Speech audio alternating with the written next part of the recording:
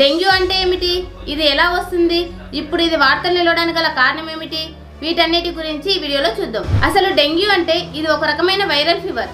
ఇది దోమకాటు వలన వస్తుంది. అది కూడా ప్రధానంగా ఏడిస్ ఈజిప్టి మరియు ఏడిస్ ఆల్బోఫిక్టస్ అనే ఆడదోమ కాటు ద్వారా వస్తుంది.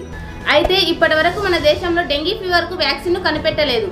ఇప్పుడు జపాన్కు చెందిన ఫార్మా కంపెనీ టకేడా అనే కంపెనీ ఈ వ్యాక్సిన్ కనిపెట్టింది.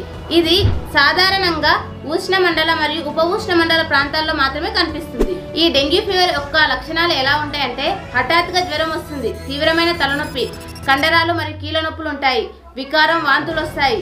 అలాగే మనకు సాధారణంగా జ్వరం వచ్చిన తర్వాత 2 నుంచి 5 రోజుల మధ్యనే ఇవి మనకి కనిపిస్తాయి. ఈ డెంగ్యూ నిర్ధారణ అనేది రక్త పరీక్ష ద్వారా చేయబడుతుంది. మొదట వైరస్ ను గుర్తించడానికి RT-PCR పరీక్షను చేస్తారు.